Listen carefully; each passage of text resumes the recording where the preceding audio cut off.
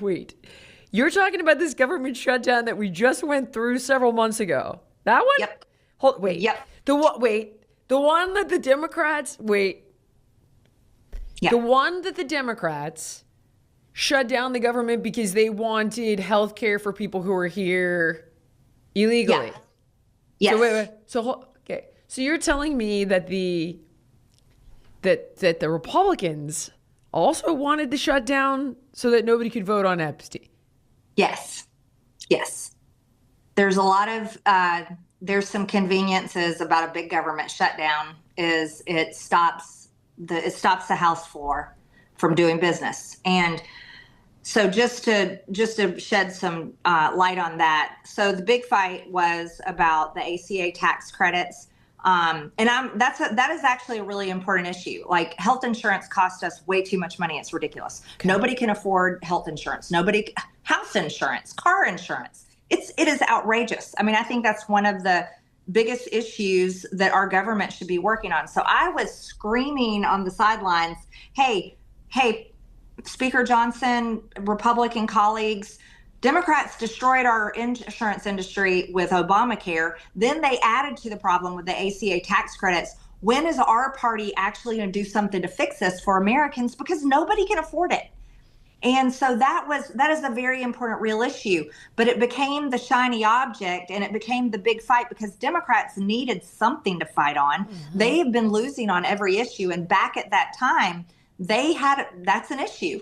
And they had more support from Americans because Americans are saying we can't afford it.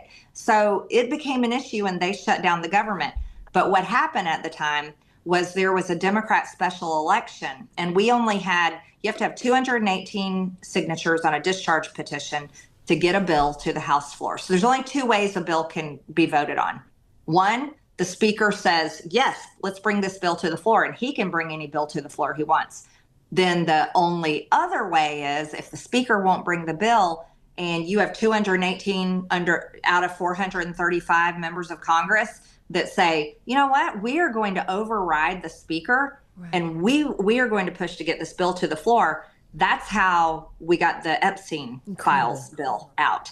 So we had when the government shut down, we had 217 signatures, but a special election happened and a Democrat got elected. And she said, the first thing I'm going to do is I'm going to sign the discharge petition. And she was the 218th signature.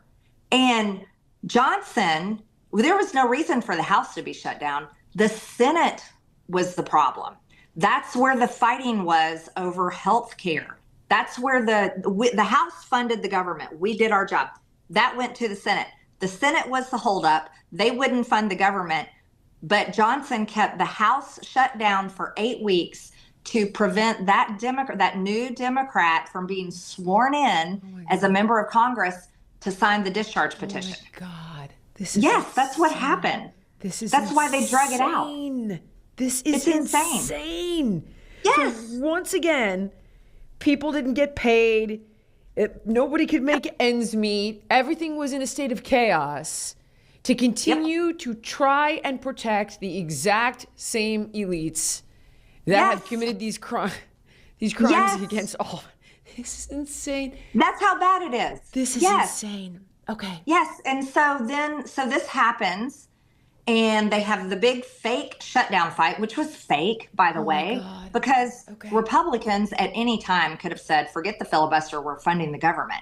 But they didn't. And then the Democrats at any time could have voted on the exact same bill that they had already voted on to fund the government, but they didn't. And they created this healthcare fight, which has some legitimacy because healthcare and health insurance is a major problem.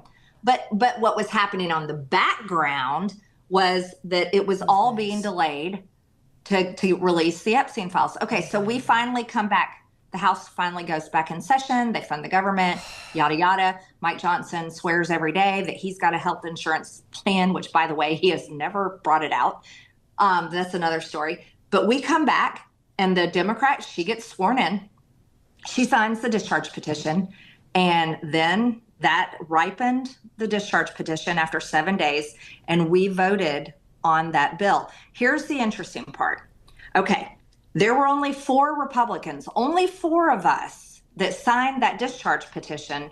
Thomas Massie, myself, Lauren Boebert, and Nancy Mace. Now, what was happening in the background for months leading up to when we finally got it released is we were getting pressure from the White House. We were getting pressure from the speaker. Do not take your name off this discharge petition. And we're like, why? We're talking about the Epstein files. This is the ultimate promise. This is the ultimate way to provide transparency. This is the ultimate way to take it to the deep state and expose a whole criminal cabal of rich, powerful elites that I believe control everything. And guess what? Come to find out, they do. They do. And so we're like, why? So in the meantime, President Trump is calling it Epstein, the whole thing a hoax. Yeah. He's calling it a Democrat hoax. He won't have anything to do with the women. He still refuses to have anything to do with these women. So this whole thing is building. The women are saying President Trump did nothing wrong. They still say this. President Trump did nothing wrong. I know. Their attorney says Donald Trump's the only one that helped us. And guess what? That came out in the Epstein files, that he reported Jeffrey Epstein. Yep. So but Donald Trump is fighting it. President Trump is fighting it. President Trump is yelling at me. The White House is putting pressure on Nancy Mace. They take Lauren Boebert in a skiff. I don't even know what they said to her in there. They are attacking Thomas Massie, nonstop attacking Thomas Massie. And then one day I get a phone call from the president in September, and he is so mad at me. And he's yelling at me, and he's angry at me. And the fact that he's like, you're supporting Rand Paul Jr., and he's chewing me out for signing my name on Thomas Massie's discharge petition to release the Epstein files. And I'm trying to tell him, Mr. President, they say you did nothing wrong. Right. This needs to come out. Right. And so we're having this argument. And he tells me on this phone call, he's like, Marjorie, my friends will get hurt. That's it. That's it. I mean, that is it. Obviously, that's it. Because they're all in here. Imagine the phone calls. It's everyone. It's every single person is on this freaking list. They're all there. Every billionaire, heads of state, Larry Summers, Peter Thiel. They're all in there.